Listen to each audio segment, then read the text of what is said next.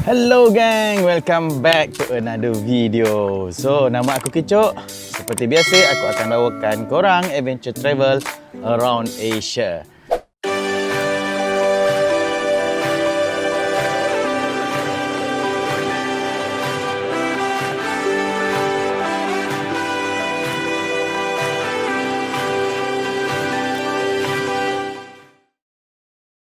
So, aku sambung daripada episod yang lepas. Aku dah sampai dekat Nido di Condores. Seperti aku cakap, aku sampai dekat Nido di Condores tu, aku dah mula ada rasa pening sikit. Tapi aku cuba recover lah. Aku minum air, aku berehat minum air banyak. Rasanya aku tak ada ambil Panadol pun. Aku cuma berehat dengan minum air yang banyak.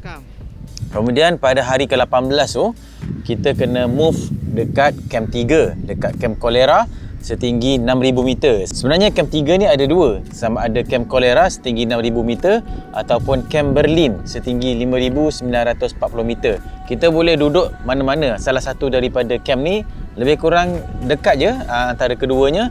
So kita pilih untuk naik ke Camp Berlin sebab dia lebih dekat untuk ke puncak pada besoknya lah. Perjalanan naik ke Camp 3 ni agak steep lah. Ada satu section tu steep yang kita kena guna tali juga. And angin okey lah, orang kata moderate, lebih kurang 40-50 km sejam untuk sampai dekat Camp 3 ni.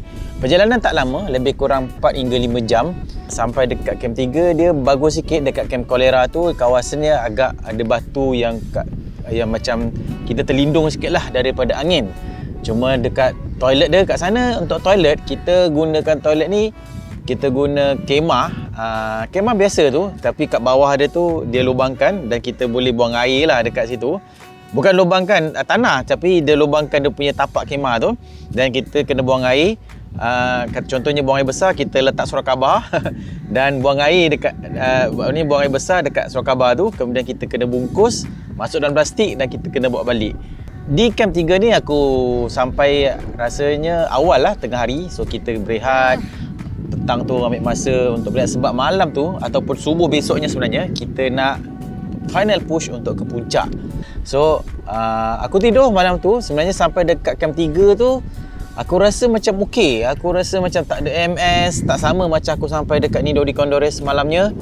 Aku tak ada rasa pening, aku happy boleh jalan, tak ada rasa sesak nafas ataupun nafas aku cuma pendek yang biasa lah, memang normal lah. Kalau dekat atas gunung ni nafas kita agak pendek. So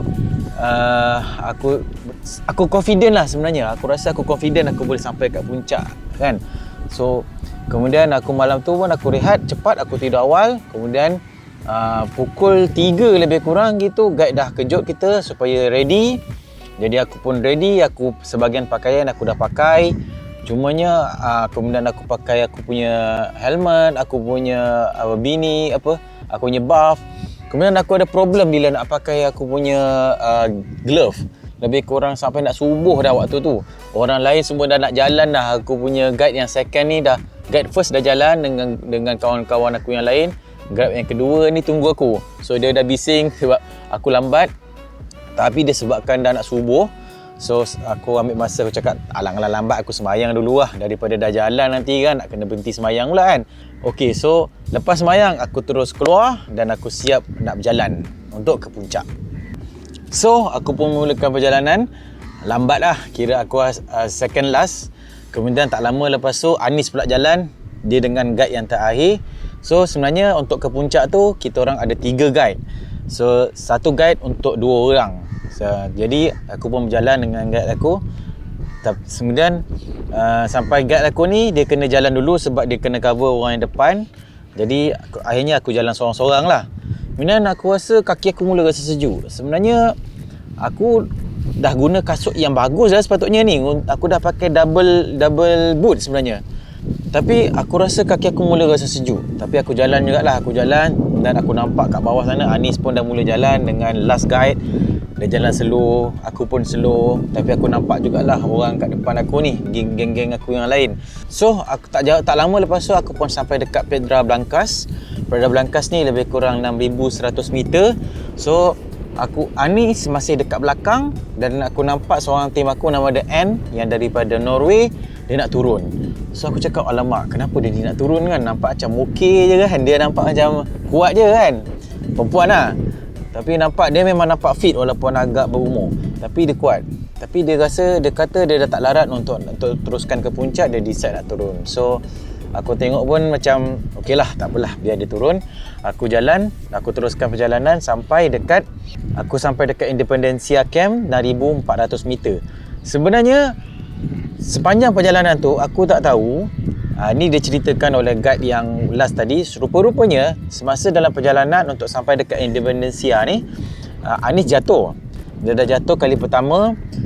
Waktu tu dia berdiri dan dia kena tiup angin, mungkin tak stable dan dia jatuh terduduk lah. Itu untuk kali pertama. Kemudian sebelum sampai dekat Independencia ni, dah dekat nak sampai dekat situ 6,400 meter, dia jatuh lagi sekali. Dan guide sebenarnya masa tu Betty kat belakang sekali, guide dia sempat pegang Anis punya bag supaya mengelakkan Anis jatuh lagi ke bawah lah. Dia jatuh terduduk juga, tapi kali ni agak teruk. Kemudian sampai dekat Independencia, dia pun jumpa aku. Dia kata dia jatuh, dia sakit, kata dia sakit kat belakang lah. So dia kata dia terasa dia tak boleh teruskan climbing. Tapi masa tu angin kuat tau waktu pagi tu dekat Independencia. Dan ada satu grup yang dah lepas dekat daripada camp tu. Dia dah patah balik sebabkan angin sangat kuat. Diorang cakap dekat puncak mungkin ada 90 ataupun 100 km sejam lah, diorang cakap lah. So diorang rasa kita tak boleh teruskan ke puncak. Grup-grup ni lain semuanya decide untuk turun sebabkan dia kata membahaya lah sebab angin terlalu kuat. Semua guide dia decide untuk turun. Jadi seorang-seorang kau nak turun kan. Termasuk Anis ni pun sebenarnya dia kena turun sebab dia sakit. So Anis dah decide memang dia kena turun. Kemudian semua dah turun, termasuk grup aku. Yang lain-lain ni semuanya dah mula bergerak turun. Kemudian guide ni, Cappy, dia panggil aku dengan Nigel yang daripada UK. So dia kata dia boleh teruskan ke puncak, tapi dia nak bawa 2 orang saja. Dia nak bawa aku dengan Nigel. Dia pilih antara dalam grup aku ni yang dia rasa ada potential lah, mungkin agak kuat kot untuk sampai ke puncak. Kemudian seorang lagi, Lore Dana yang daripada Itali, perempuan. Dia insist untuk ikut, untuk join aku untuk ke puncak. Guide tak bagi, tapi dia sebab dia macam insist untuk ikut, lalas guide benarkan. Dan lepas diorang semuanya dah turun, aku pun berehat, makan, minum. Dan waktu aku masih ada energi lah. Rasa penat tapi masih ada energi, rasa bersemangat jugalah untuk ke puncak. So kita orang pun teruskan perjalanan. Teruskan perjalanan tu daripada Independencia ni, kita tak terus panjat ke puncak. Dia punya route dia, kita kena traverse. Traverse ni macam melering yang agak rata lah. Dia tak terlalu menaik. So kita melering untuk sampai dekat La Cuava. Kemudian dalam perjalanan tu aku mula rasa, sebenarnya aku ada rasa yang aku ni dah mula rasa penat. Ada rasa lah aku punya badan, condition badan tu aku sendiri rasa dah ada rasa penat. And then untuk sampai dekat La Cuava tu, aku rasa memang agak penat lah untuk sampai dekat La Cuava. La Cuava tinggi dia 6,650 meter. Okay? Sampai sebelum La Cuava, Lore tadi, dia sebenarnya tak dapat teruskan perjalanan. Dia dah agak teruk, dia dah macam tak stable. Macam asyik nak jatuh je. Lalas KP arahkan dia turun. So dia follow satu grup lain yang kebetulan pula tengah turun. So Lore ni turun dengan grup lain ni. Tinggal aku 2 orang dengan Nigel yang daripada UK.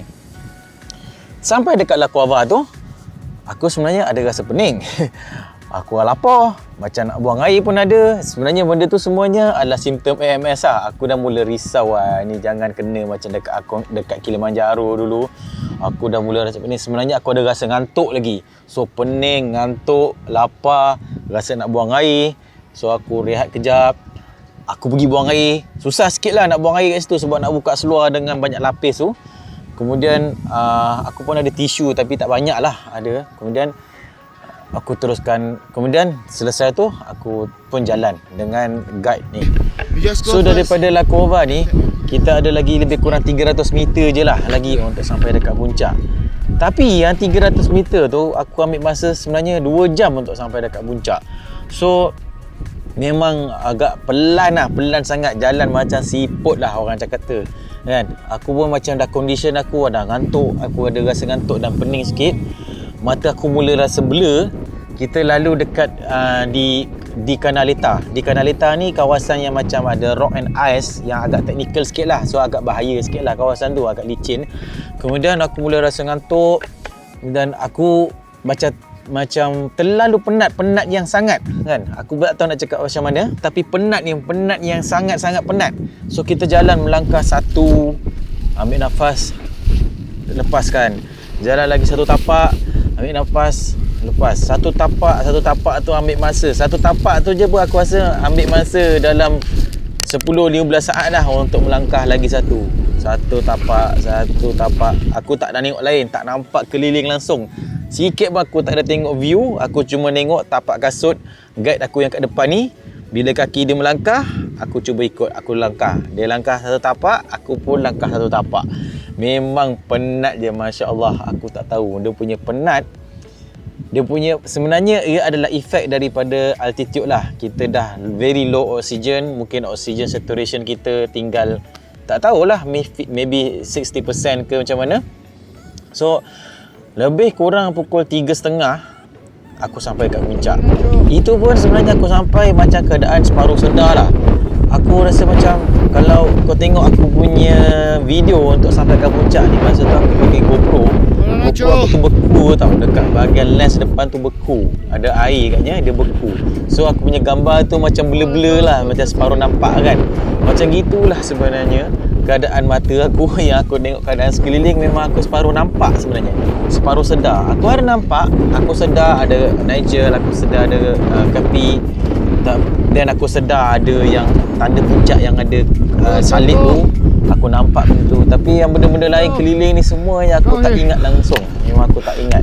Nampak. So aku sampai, aku terus terduduk. Aku duduk kat situ, aku cakap Kapi, tolong bawa aku turun. And then pastikan aku tak tidur. Jangan bagi aku tidur. Sebab aku takut benda ni jadi sama macam dekat Kilimanjaro. Sebab kat sini kalau aku tidur dan aku tak boleh nak jalan, memang tak ada siapa nak bawa aku turun. Memang aku ingat itulah last day aku dekat dunia ni mungkin lah. So aku duduk, aku dapatlah ambil gambar sikit. Kemudian aku keluarkan bendera, aku ambil gambar sikit, ambil video sikit. Kemudian lebih kurang setengah jam macam tu, aku pun rasa aku kena turun lah cepat kan. Kemudian so Kapi kata okey, kita boleh turun. Tapi sebenarnya perasaan aku masa tu, aku happy lah untuk sampai dekat puncak. Dalam masa yang sama, aku sebenarnya sedih sebab Anis ni tak sampai dekat puncak. Disebabkan sebenarnya yang sepatutnya untuk sampai dekat puncak ni Anis, sebab dia ada mission dia untuk Seven Summit kan. Aku ni tak adalah ada mission. Cumanya macam kira aku boleh sampai ke puncak tu kira macam bonus lah kan. So memang benda tu membuatkan aku sedih. Kemudian aku teringat semua family aku. Kemudian aku memang menangis jugalah. Aku menangis tu bukannya sebab aku gembira sampai kat puncak, tapi aku sedih sebab first kali Anis tak dapat sampai kat puncak. Kedua, aku teringat family aku. Sebabkan aku rasa aku takut aku tak boleh nak turun kan. Disebabkan aku dah rasa aku punya condition badan aku, AMS tu agak teruk lah. Tapi aku tak rasa aku sampai tahap HACE macam dekat Kilimanjaro. Ini cuma lebih kurang moderate AMS. So kemudian sebenarnya setiap kali aku naik gunung, aku ada perasaan tu tau. Kalau kau nak tahu, sebelum aku naik gunung, yang terutama gunung-gunung yang tinggi macam inilah, ataupun long expedition, aku akan ada rasa satu perasaan yang mungkin inilah last day aku, ataupun mungkin aku tak akan balik lagi. So setiap kali aku mesti jumpa family aku, dalam hati aku dapat rasa aku ada terfikir macam mungkin ini adalah last day aku jumpa dengan family aku. Setiap kali macam itu. Memang adalah risiko tu. Tapi jadi bila sampai dekat puncak tu, aku ada rasa, aku teringat perasaan tu. Aku rasa mungkin ni last day. Beberapa minggu lepas tu kan kat airport aku jumpa family aku. Mungkin itulah last day aku jumpa. Benda-benda tu bermain tau dekat kepala kita kan.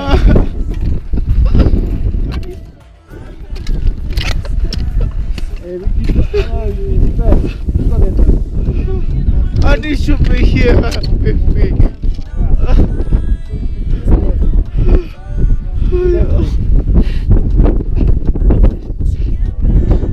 I hope she'll make it one time. Hey, man, don't worry, Anisha is here with us. Come on. Just come back another day and do it. This cramp. Allah.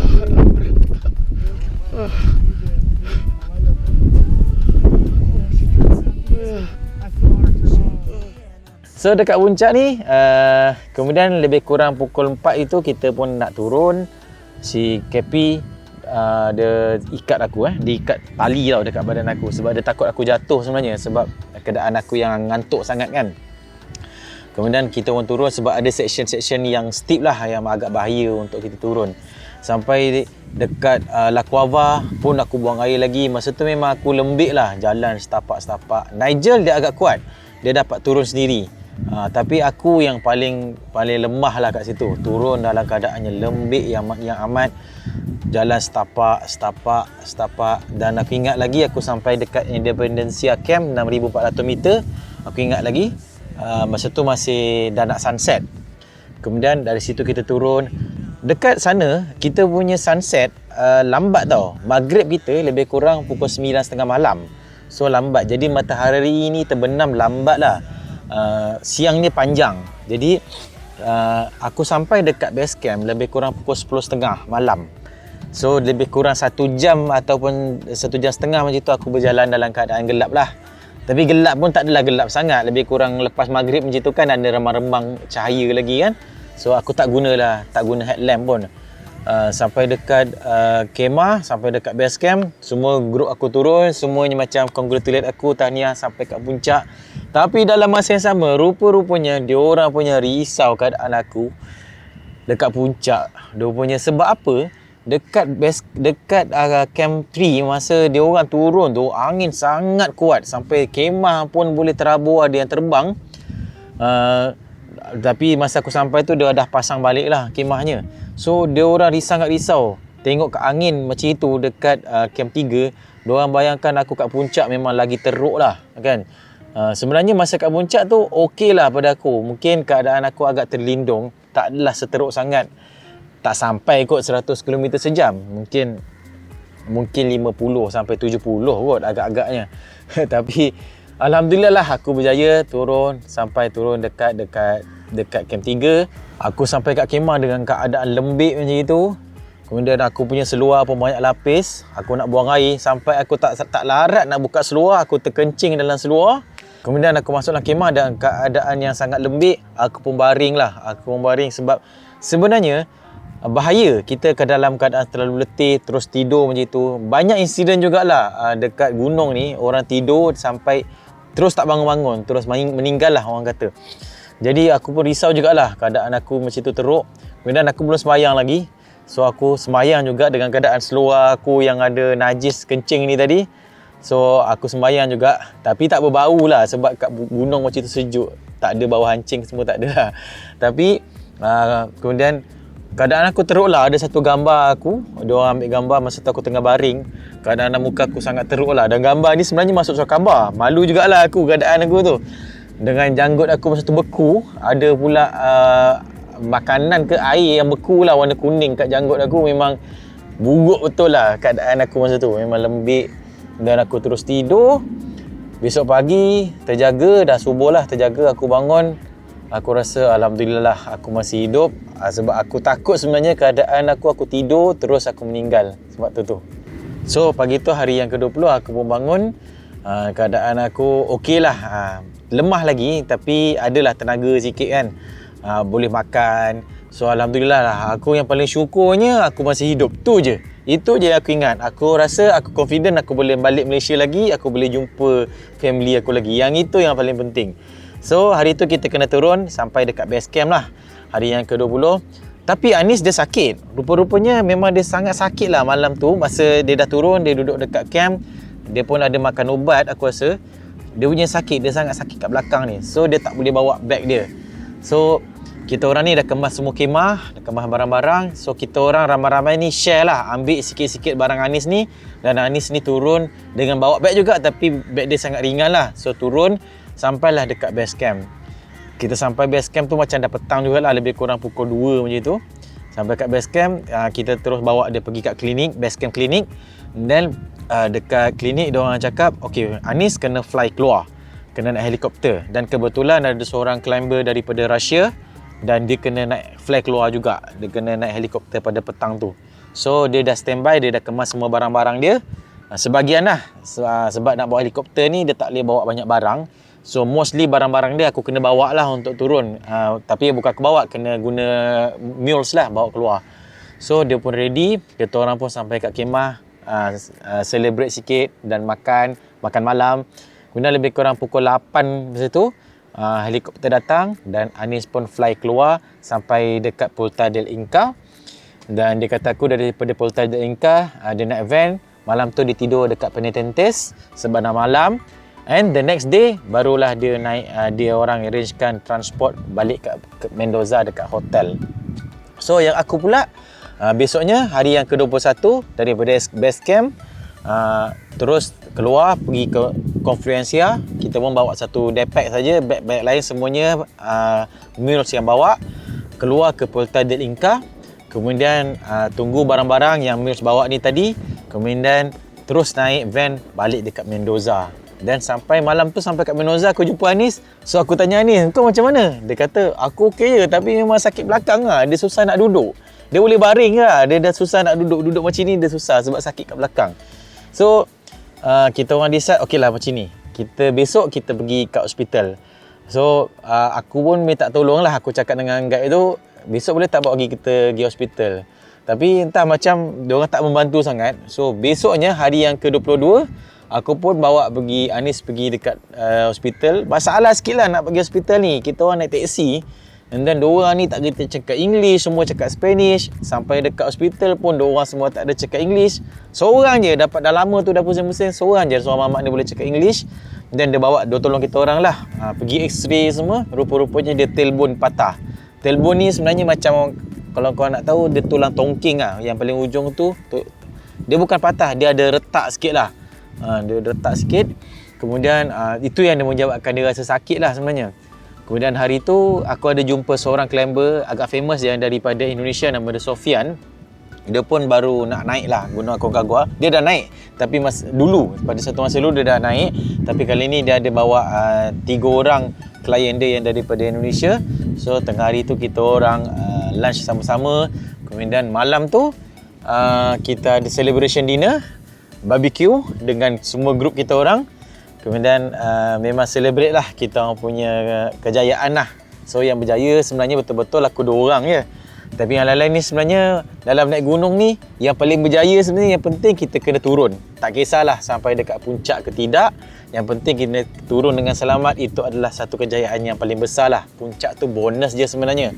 So kita semua celebrate. Sebenarnya semuanya berjaya, cuma aku 2 orang, aku dengan Nigel kira dapat bonus untuk sampai kat puncak. Dan kebetulan masa kita orang dinner tu, ada satu grup daripada Singapore yang aku kenal juga, nama dia Mr. Koh Si Chow. Kalau korang tahu, grup dia pun baru turun juga, tapi semua grup dia tak sampai kat puncak lah. Kemudian the next day, hari ke-23, aku pun rest 1 hari, penat. And then tengah hari tu aku ada lunch lagi dengan Koh Si Chow, dengan Sofian lagi. Kemudian hari ke-24 baru aku fly balik ke Buenos Aires. And then aku spend 1 hari lagi dekat Buenos Aires. Dan masa tu aku tak larat lah nak jalan-jalan sangat dekat sana.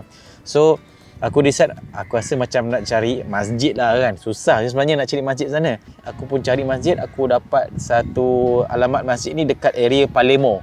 So aku naik bas ke Palermo dan jalan-jalan jumpalah masjid tu. Besar masjidnya dekat Buenos Aires tu. And then dekat kawasan masjid tu adalah makanan halal. So kita orang makanlah sebanyak-banyaknya. Kemudian pada malam tu aku punya flight untuk balik ke Doha, Qatar, and then fly balik dekat Malaysia. So alhamdulillah aku punya expedition ni dekat naik Gunung Aconcagua ni pada aku berjaya lah. Walaupun keadaan aku sampai dan turun dekat puncak tu keadaan aku memang agak teruk, tapi kesimpulan lah geng. So at the end aku dapat satu kesimpulan untuk diri aku sendiri lah sebenarnya. So sebenarnya aku dapat rasakan betapa susahnya kita manusia ni, akulah, untuk sampai dekat puncak yang tingginya lebih kurang 7,000 meter je, tak sampai pun 7,000 meter. So susah sebenarnya. Memang keadaan aku teruk dengan persediaannya training pun, sampai pun macam-macam cara kita buat supaya kita boleh berjaya sampai. Dan actually memang teruk keadaan aku. So aku punya kesimpulan, aku fikir betapa besarnya kekuasaan Allah ni lah untuk cipta gunung ni. Yang kita ni sebenarnya untuk sampai pun begitu susah. Apa lagi betapa besar kekuasaan Allah yang boleh cipta seluruh dunia ni dengan gunung ni, dah boleh cipta langit ni. Kita ni, hamba ni nak sampai 7,000 meter pun macam gitu punya, orang kata terseksa. Kau nak aku terfikir pula macam mana Rasulullah, Allah boleh bawa dia naik sampai ke langit dengan tak ada oksigen pun, dengan tak perlu nak acclimatize pun. So itu adalah antara aku terfikirlah, inilah memang keajaiban, kebesaran ciptaan Allah Subhanahu Wa Taala. So kita ni sebagai manusia ni, kita ni jangan sombong lah, aku cakap kan. Kita ni jangan sombong. Macam manalah kita ni manusia yang kecil macam ni nak naik gunung yang 7,000 meter tu pun merangkak macam nak separuh mati. Tapi kita boleh sombong dengan Allah. Kita boleh langgar semua perintah dia, kan? Kita tak ikut apa dia cakap, sembahyang pun kita tinggal. So pada aku benda ni satu pengajaran lah untuk diri aku sendiri, dan aku harap korang dapatlah mesej aku tu. So terutama untuk korang-korang yang naik gunung sebenarnya, tolonglah jangan tinggalkan sembahyang lah pada aku. Ini sikit nasihat lah, kan? Macam mana kita susah untuk nak naik gunung tu, tapi dalam masa yang sama kita boleh pula tinggalkan perintah Allah untuk sembahyang ni.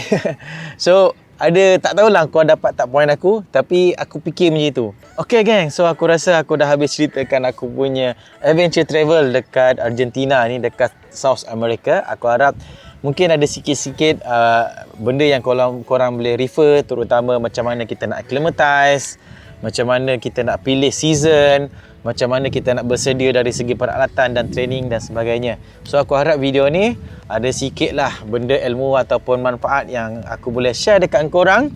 So alright gang, see you again on another video.